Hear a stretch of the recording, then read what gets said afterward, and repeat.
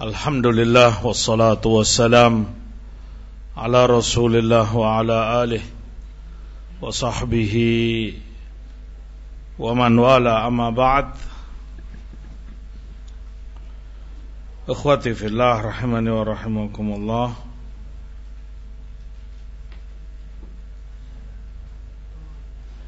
Melanjutkan kajian kita tafsir Quranil Azim, masih pada ayat kelima dari Al-Maidah, ayat ke-6 dari Al-Maidah. Ya alladzina amanu idza qumtum ilas shalah faghsilu wujuhakum ila akhiril ayah, terkait perintah wudu ketika seorang muslim hendak salat.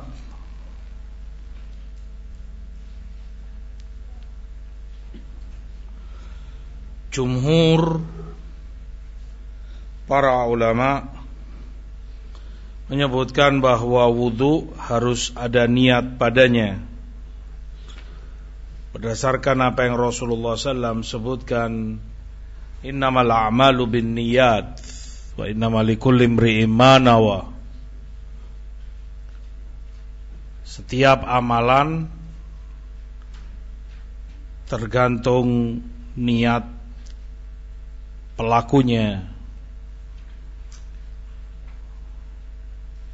dan orang hanya mendapati apa yang telah dia niati. Kata Bukhari rahimahullah, masuk di dalamnya iman, sholat, zakat, haji, puasa, dan wudu, serta hukum-hukum yang lain. Artinya semua ibadah ini membutuhkan niat, harus ada niat padanya. Dan Allah pun telah sebutkan dalam ayat, Qul kullun ya'malu ala syakilati Rabbukum a'lamu biman huwa ahda sabila. Katakan masing-masing beramal dengan sesuai syakilati, yaitu niyatihi, sesuai niatnya.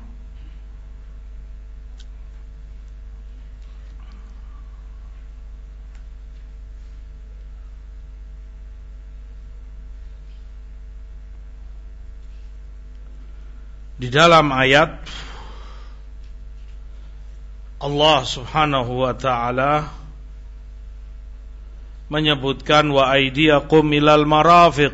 Setelah perintah mencuci wajah, Allah katakan dan tangan kalian, ini faghsilu aydiyakum, cuci, basuh tangan kalian itu sampai ke siku. Mencuci tangan sampai siku ini membuat perbedaan pendapat di kalangan fuqaha tentang batasan tangan yang harus kena wudu, atau lebih tepatnya, apakah siku ini harus masuk terkena air wudu ataukah tidak.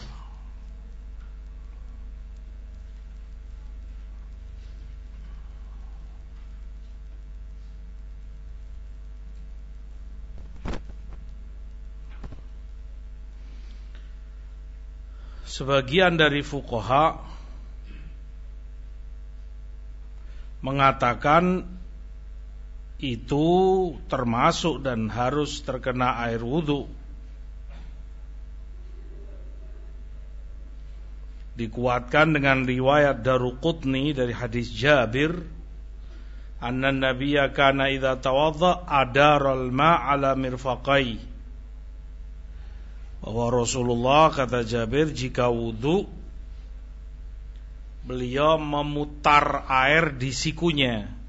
Ini ketika beliau ambil air untuk tangannya, beliau cuci, air wudu ini beliau putar-putar di sikunya.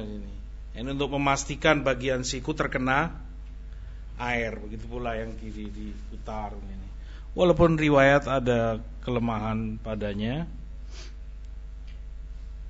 sebagian para muhadditsin mengkritiknya. Namun demikian mereka sebutkan menguatkan atau semakna dengan ayat. Bahkan mereka juga sebutkan bahwa ila wa aidiyakum ilal marafiq, sampai ke siku kalian. Sampai di sini makna ila di sini ma'a. Ini faghsilu aidiyakum ma'al marafiq, maknanya begitu. Bersamaan dengan siku juga kenakan air. Sampai di situ bermakna ma'a.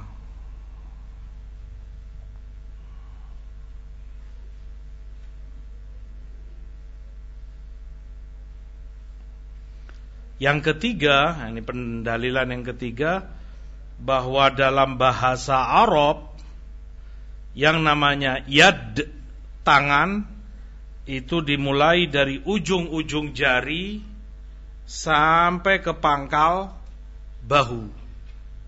Ini semua tangan namanya. Yang Allah katakan wa aidiyakum, dan tangan kalian. Tentunya siku masuk di dalamnya.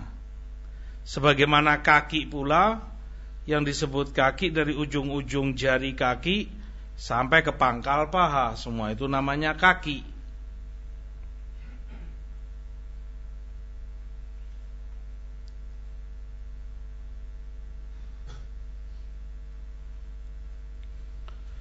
Disebutkan oleh Allah ilal marafiq, satu sebagai batasan bahwa bagian yang wajib terkena air itu batasnya sampai siku, ke atas sudah enggak wajib, sudah tidak diperintah ketika wudu untuk terkena air, batasnya sampai siku sini. Makanya Allah katakan sampai ke siku. Artinya bagian ini harus terkena air. Seperti tadi dikuatkan dengan qarinah atau dalil-dalil yang lainnya tadi, bahwa siku termasuk bagian yang harus terkena air. Yang keempat atau kelima, mereka sebutkan dari sisi bahasa bahwa ila itu tergantung maknanya. Ini disebutkan oleh Sibawayh, imamnya bahasa Arab nahwu. Jika yang setelah ila satu jenis sama dengan yang sebelum ila, maka yang setelahnya masuk kepada hukum. Tetapi jika yang setelah ila berbeda dengan yang sebelum ila, maka tidak termasuk hukum. Nah, di sini yang setelah ila marafiq, siku, dan dia seperti tadi termasuk dari tangan, aidiakum. Karena termasuk, maka masuk dalam hukumnya adalah diwudui, dicuci, dikenakan air, maka masuk. Karena satu jenis atau satu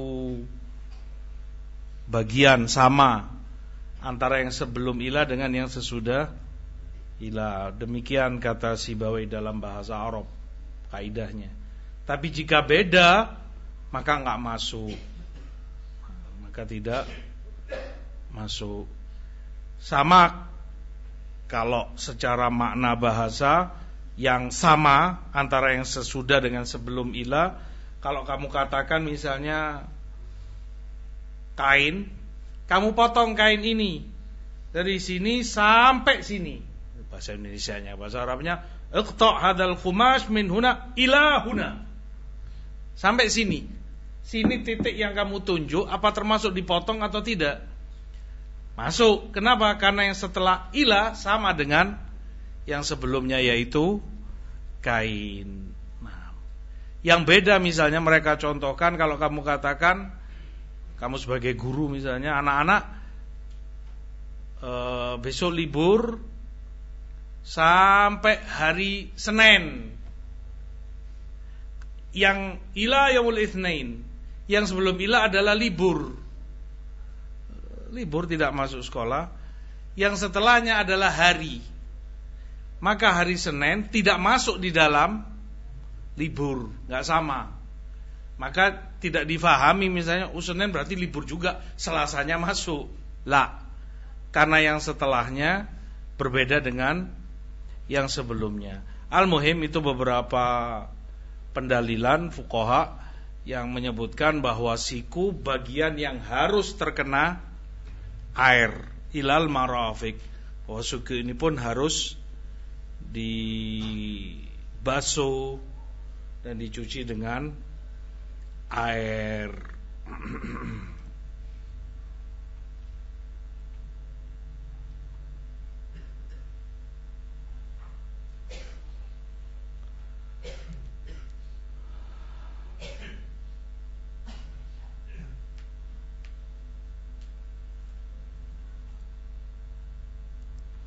Wamsahu biru'usikum,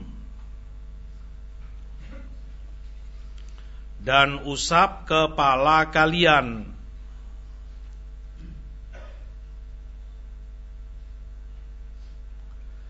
Usap kepala kalian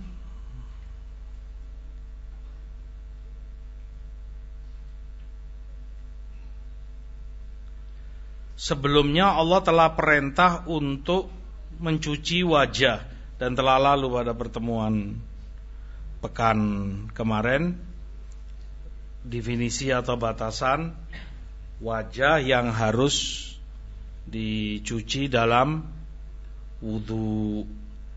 Artinya bagian kepala ini masih ada sisa,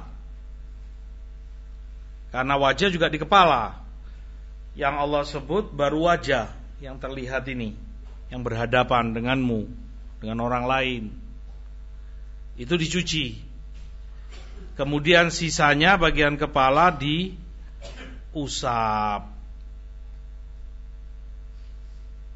Makanya kalau seandainya ulama sebutkan tidak Allah perintah untuk mencuci wajah, seandainya Allah tidak sebutkan faghsilu wujuhakum, niscaya bagian kepala ini semua wajibnya adalah diusap. Allah katakan dalam ayat wamsahu biru'usikum, seandainya tidak ada perintah faghsilu wujuhakum, enggak ada perintah cuci wajah kalian. Yang ada cuman ini, wamsahu biru'usikum, usap kepala kalian. Yang orang fahami kepala ya ini semua termasuk wajahnya, maka diusap tok begini kepalanya, wajahnya. Tapi tidak. Di awal sudah Allah katakan wajah dicuci, disiram dengan air. Sisa bagian kepala yang atas ini dan belakang diusap. Sehingga beda antara wajah dengan kepala bagian atas dan belakang. Dia hanya diusap sebagaimana perintah Allah dalam ayat ini.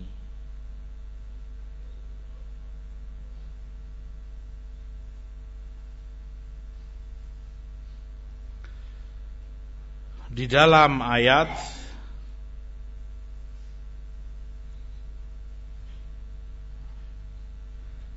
bagian atau batasan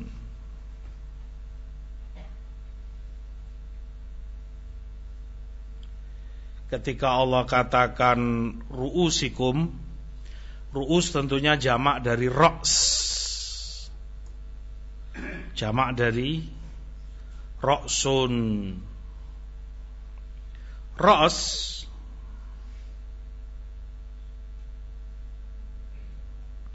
disebut ra's karena dia bagian tertinggi dari tubuh manusia. Gak ada yang lebih tinggi darinya. Makanya dia disebut Ra's, bagian tertinggi. Makanya setiap bagian yang tertinggi disebut Ra's dari lafadz ini. Puncak gunung disebut Ra'sul Jabal karena dia sudah mentok ujungnya di sini, bagian tertinggi dari gunung itu. Demikian pula Rois disebut Rois, pemimpin atau ketua ya, karena dia puncak kepemimpinan, ketua umum paling tinggi, gak ada yang lebih tinggi dari dia. Roisul Bilad, presiden, dia paling tertinggi. Al-Muhim dan seterusnya. Adapun tentang batasannya, ada banyak pendapat dari fuqaha seberapa bagian kepala yang diusap dalam wudu. Tetapi yang ada di dalam sunnah mencukupi bagi kita bahwa Rasulullah sallallahu alaihi wasallam mengusap kepalanya dimulai dari bagian depan ke belakang, kembali lagi ke depan, kemudian beliau sekaligus mengusap kedua telinganya. Ini semua dengan sekali usapan. Dimulai dari depan, sebagaimana perawi katakan, bada'a bi muqaddami ra'si fa aqbala bihi ma wa adbar.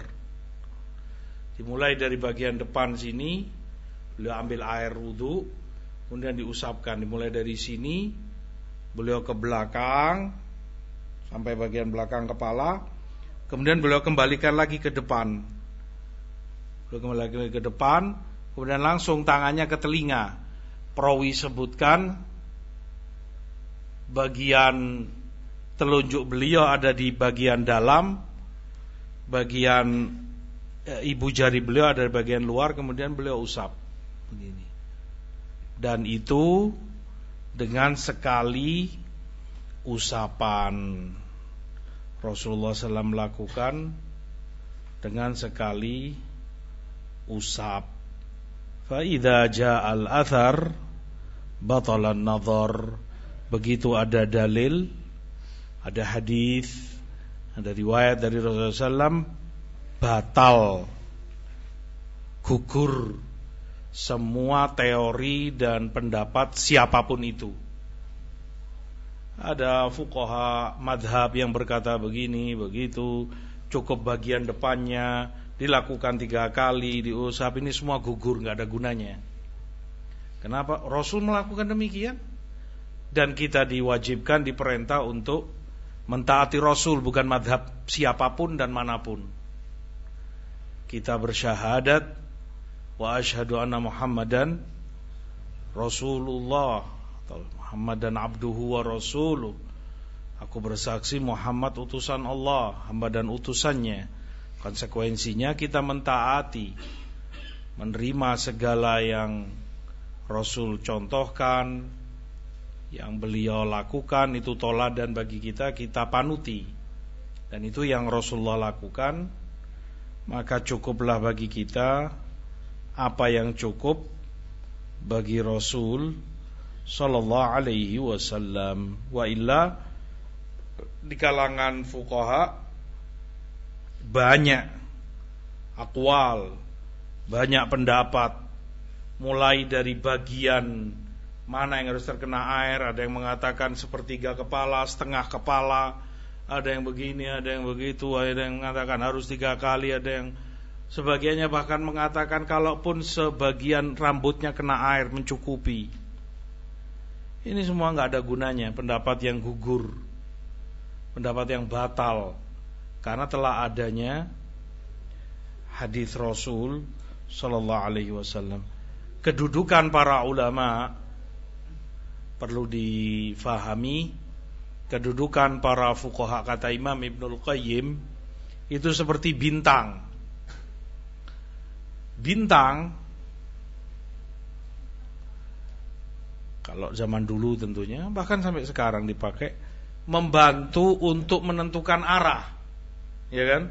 Kamu malam hari di tengah laut, wailah tersesat dalam hutan, yang faham rasi akan melihat bintang. Oh, ini arah selatan. Oh, ini arah barat. Oh, ini timur berarti. Oh, ini bintang ini berarti begini-begini. Walhasil membantu kamu untuk menentukan arah. Di saat kamu tadi tersesat jauh di tengah gurun pasir, di tengah lautan, kamu nggak tahu kiblat. Kamu nggak ngerti di mana arah kiblat. Kamu pakai bantuan ini bintang membantu kamu. Oh, barat sana. Sudah, maka kamu sholat ke arah sana. Demikian, membantu kamu untuk tahu kiblat. Sehingga kata Ibnul Qayyim, kalau kamu sedang di hadapan Ka'bah, nggak perlu kamu nengok bintang, ngapain? Ka'bah di depan matamu. Masih juga kamu, sebentar, ini bintangnya arahnya kemana? Jangan dulu, ini Ka'bah di depanmu, sudah sholat di depan Ka'bah. Lu jangan, tetapi bintangnya ngadep ke sana. Buat apa? Bintang Ka'bah ada di hadapanmu.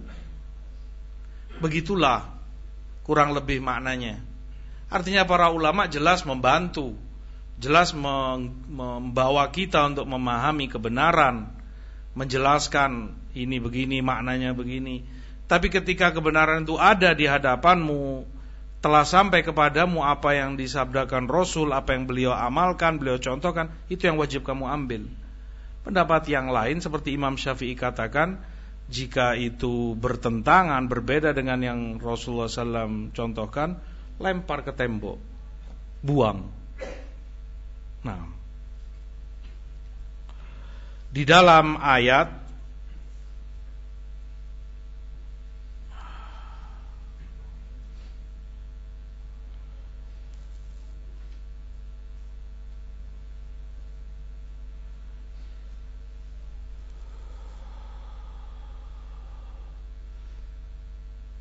ketika Allah katakan wamsahu biru'usikum,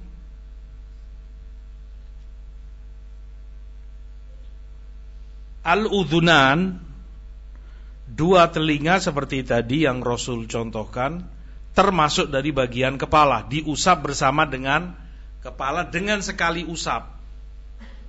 Dengan sekali usap. Ini pun sama. Ada sekian pendapat di kalangan fuqaha, ada sekian madhab.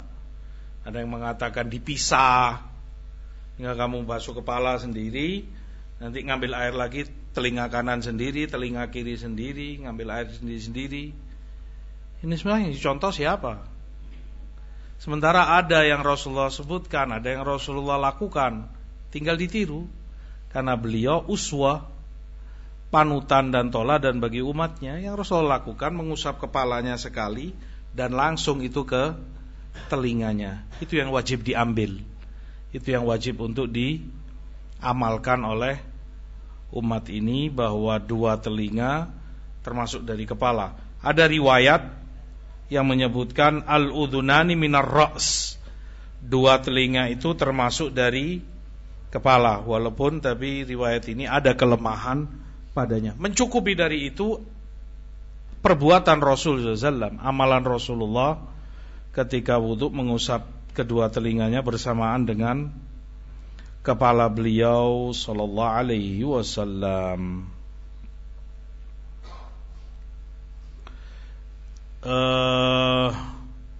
Ada yang sedikit terlewat tadi, bahwa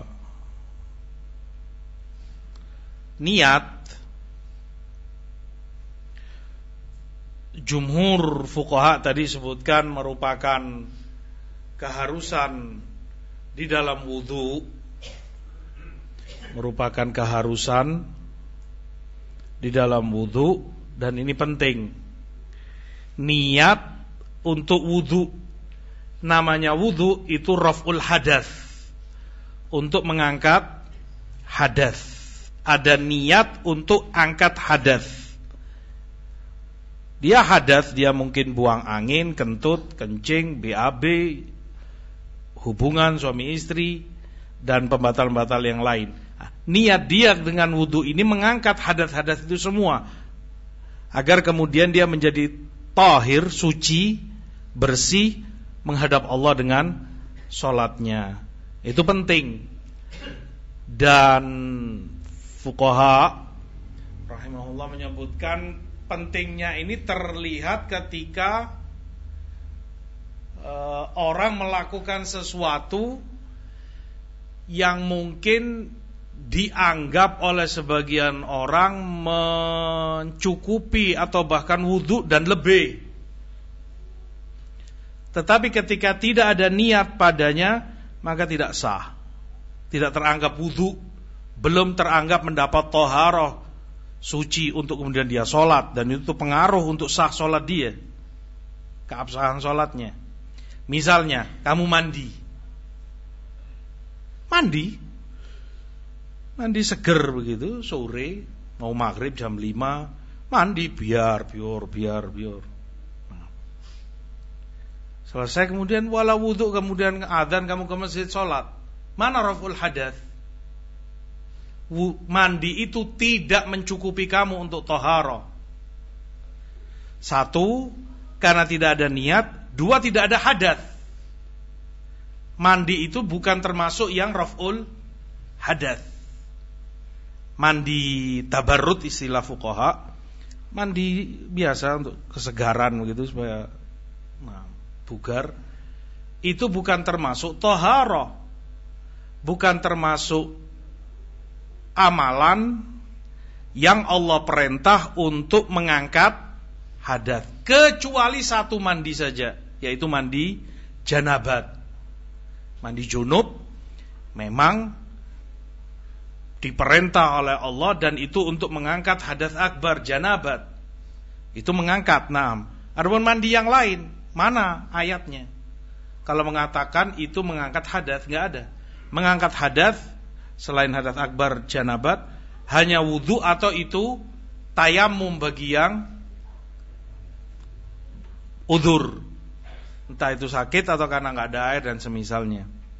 Ini yang untuk mengangkat hadas. Mandi bukan termasuk yang Allah perintahkan untuk mengangkat hadas, dan tidak ada niat di situ. Makanya perlu diluruskan dan dibenahi. Sebagian orang menganggap ini mandi ini wudu dan lebih, anggota wudunya semua kena siram, dari kepalanya, kakinya, semua tubuhnya kena air. Dia kira itu mencukupi dia, kemudian dia sholat, nggak sah sholatnya, karena dia nggak ada raf'ul hadas. Mandi itu tidak ada niat padanya untuk raf'ul hadas, dan memang tidak Allah perintah.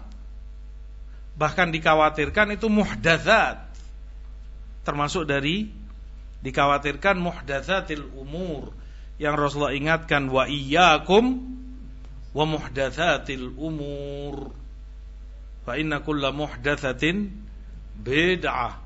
Hati-hati kalian dari perkara-perkara yang baru, yang dibuat-buat. Kenapa? Karena kalau kamu hadas, kentut, kencing, yang Allah perintah untuk mengangkat hadas itu wudu. Atau kamu sakit, tayamum. Gak ada perintah mandi. Perintah mandi itu hanya bagi yang junub. Ntar kamu gak junub, kamu cuma buang air, angin misalnya. Untuk angkat hadas itu wudu. Kamu mengangkat hadas itu dengan cara mandi, perintah siapa? Mana dalilmu? Mana ayat yang menyuruh kamu untuk mandi? Bahkan termasuk dalam hal ini mandi wajib selain janabat, yaitu Jumat. Mandi Jumat bukan raf'ul hadas. Mandi Jumat bukan raf'ul hadas. Beda kalau seperti janabat, ada ayatnya. Wa in kuntum junuban Fattahharu. Allah perintahkan, dan kalau kalian junub, bersucilah. Mufassirin, para ulama tadi menyebutkan perintah untuk mandi.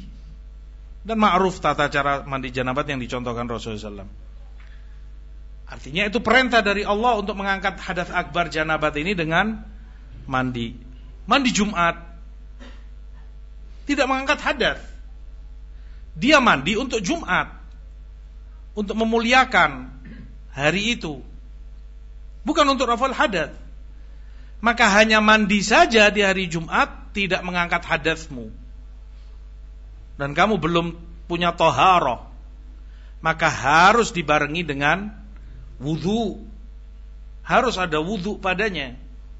Ima itu sebelum kamu mandi atau setelah mandi, terserah kamu. Yang jelas ada wudu, karena di situ niat kamu untuk raf'ul hadath, untuk angkat hadath. Kamu sebelum mandi mungkin gence, mungkin BAB, mungkin kentut, maka kamu angkat hadath itu dengan wudu. Sudah, kamu suci sekarang, tahir, punya toharoh alal wudu. Tinggal kemudian mandi Jumat itu tadi, atau setelah mandi kamu wudu lah bas. Al-muhim ada wudunya. Niat tadi ini terkait faghsilu wujuhakum, yang Allah perintahkan untuk seorang muslim itu mau sholat punya toharoh, punya wudu. Banyak dari atau sebagian orang menganggap itu perintah mandi, maka seperti Jumat pun ya dia cuma mandi aja biar berangkat ke masjid. Dia nggak bawa toharoh. Mana wudumu? Kamu punya hadath mungkin sebelumnya, nggak terangkat dengan mandi ini. Hadathmu nggak terangkat dengan mandi ini, karena tidak ada niat, dan mandi pun bukan termasuk yang mengangkat hadath, kecuali kalau kamu dalam keadaan janabat. Sebelum Jumat mungkin hubungan suami istri, maka kamu mandi janabat, naam, itu mengangkat hadath. Itu pun mencukupi dari wudu jika disempurnakan dengan madmadhah dan istinsyak.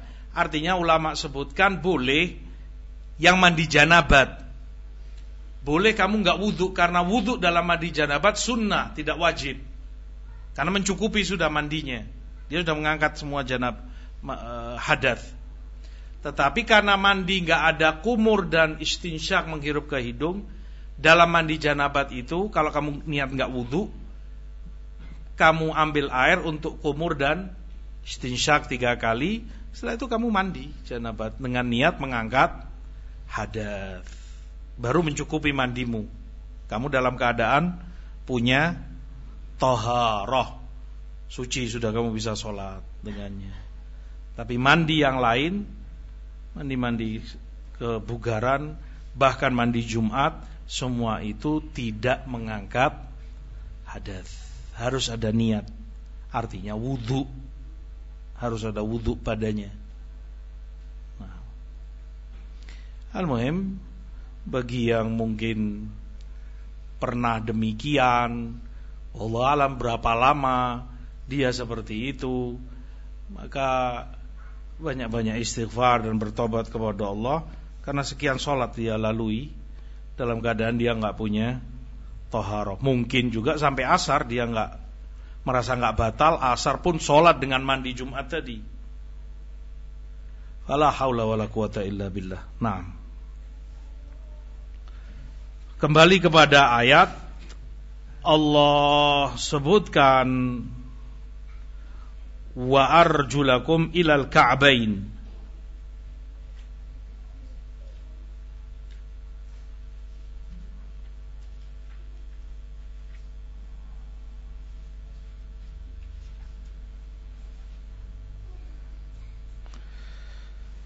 Atau sebelum itu terkait telinga termasuk kepala.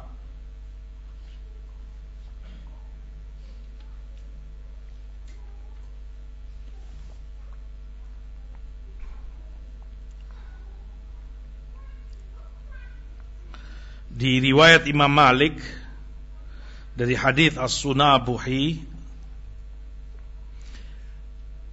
Fa idza masaha ra'sahu kharajatil khotaya min ra'sihi hatta takhruja min udhunaihi.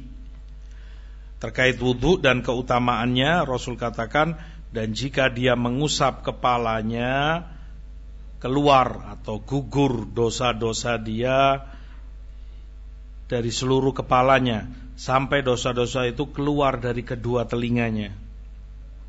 Ini juga menguatkan bahwa telinga itu termasuk kepala dan diusap bersamaan dengan kepala.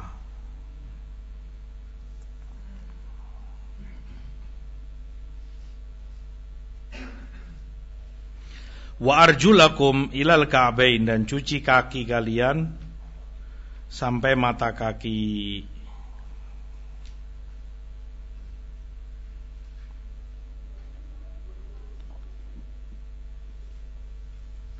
Wa arjulakum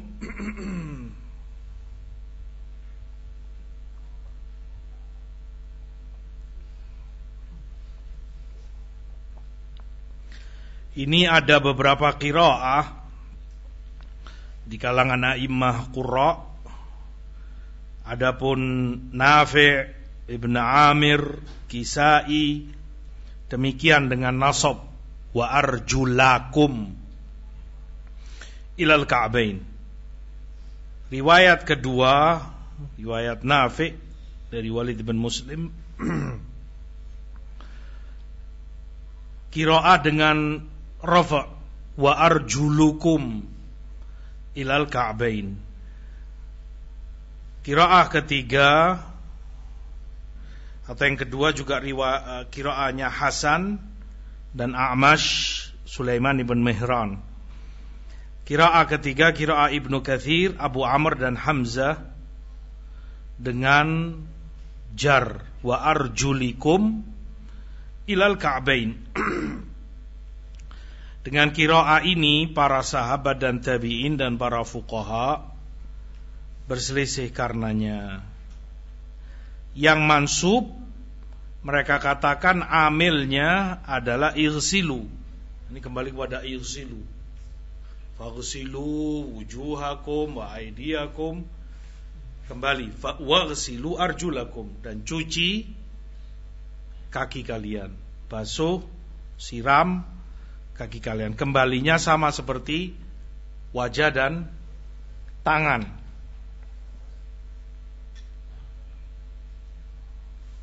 Dengan demikian kewajiban kaki atau pada kaki adalah dicuci sebagaimana wajah dan tangan, dibasuh dengan air. Dan ini madhab jumhur umat. Jumhur umat, hampir keseluruhan umat, bahkan hampir semua ulama dan fuqaha, bahwa kewajiban kaki adalah dicuci sama seperti wajah, sama seperti tangan. Dan itu yang didapati pula contoh dari Rasul sallallahu alaihi wasallam. Makanya Rasulullah marah ketika melihat beberapa orang karena ingin ngejar sholat Rasul, ingin sholat bersama Rasulullah di belakang beliau, tidak ingin tertinggal, cepet-cepetan wudunya, lari ke masjid. Rasulullah lihat di tumit sebagian mereka ada sebesar logam, kira-kira segini, kecil gitu, belum terkena air. Ini karena cepet-cepetan tadi mereka, keburu-buru. Maka marah Rasulullah dan teriak dengan suara keras. Beliau katakan, wailun lil aqabi minan nar.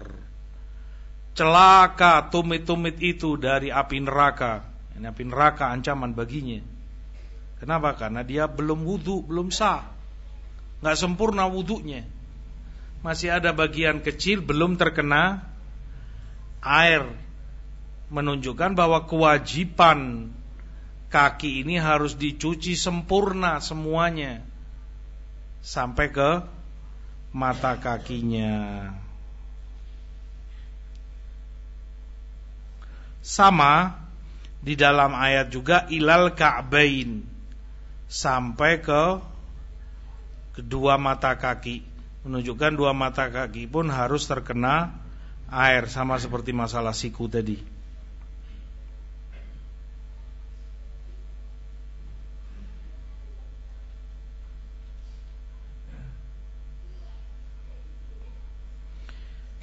Ini qiraatul nasab. Adapun qiraatul khafat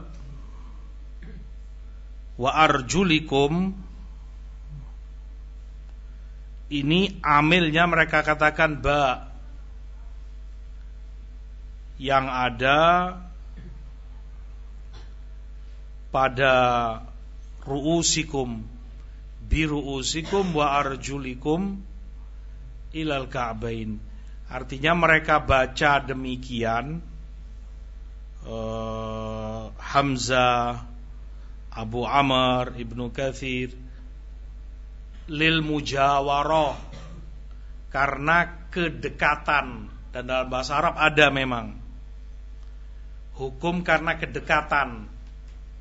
Artinya karena lafaz yang terdekat dengan dia majrur kasrah, maka lafaz yang berikutnya ikut kasrah agar luas di bacaan. Karena perpindahan dari kasrah kemudian kembali mansub agak berat di lisan. Maka untuk lebih mengingat mereka samakan dengan lafaz yang terdekat dengannya. Seperti dikatakan dalam syair, hadza juhru dhabbin kharibin. Hadza juhru dhabbin kharibin. Kharibin ikut majrur, ikut kasrah kharibin karena kedekatannya dengan dhabbin. Padahal dia khabar. Juhur lubang. Ini lubang dhabb yang telah rusak. Semestinya kalau dalam kaidah idealnya dikatakan hadza juhru dhabbin kharibun. Maka enggak enak di lisan dhabbin kharibun bin bun. Untuk melancarkan mereka ikutkan dengan lafaz yang sebelumnya dhabbin kharibin, karena mujawarah, karena kedekatan. Nah, ini pun demikian, sebatas qiraah jar wa arjulikum karena kedekatan dengan ru'usikum. Tetapi tetap amilnya, artinya perintah untuk kaki ini adalah dicuci seperti tadi. Kata Imam Ibnul Arabi, tidak ada yang menyalahi pendapat ini, bahwa kaki itu wajib dicuci dalam wudu. Tidak ada yang nyeleneh dari umat, tidak ada yang menentang ini dari umat, kecuali dalam agama Syiah. Hanya Syiah yang kalau wudu kakinya diusap dan tidak disiram. Diusap seperti kepala, sehingga mereka ambil air, kalau ini kaki, ambil air dan diusap begini. Kakinya, kaki telanjang tanpa kaos kaki, tanpa sepatu, diusap begini.